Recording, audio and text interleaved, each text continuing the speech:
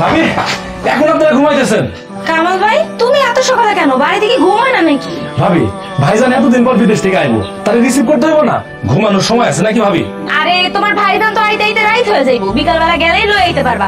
এখন এত তাড়াহুড়ো করে যাওয়ানো দরকার। ভাবি ভাইজান হলো এই ফ্যামিলিতে ঈদের চাঁদের মতন, যার জন্য আমরা সারা বছর অপেক্ষা করি। ভাইজান এখন আইবে, আমরা এখনই যাবো এয়ারপোর্টে বসে বসে আমরা অপেক্ষা করবো।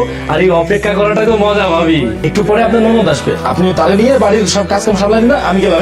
হ্যাঁ তুমি এসো ভালো হয়েছে। চলো আমিও তোমার সাথে এয়ারপোর্ট যাবো। আব্বাজান আপনি এয়ারপোর্টে যাবেন না? এটা তুমি কি কইতেছ? মা না ওমেন থেকে 3 বছর পর ফিরতে আসছে, এই প্রথম দেশ কাটাইয়া দেশে ফিরতে আসছে। আমি এয়ারপোর্ট গিয়া তারে বরণ করে আনি। আব্বা, আপনি কি পাগল হইছেন? আপনার যে শরীর খারাপ, আপনি কি ভুল লাগেছেন? এখনো পুরোপুরি সেরা উঠেন নাই। আপনার এয়ারপোর্ট যাওয়ার কাজ দেয়। এই অবস্থায় যদি যায়, তারপর যদি রাস্তাঘাটে কোনো অঘটন ঘটে, তখন কি হইব কৌতুক?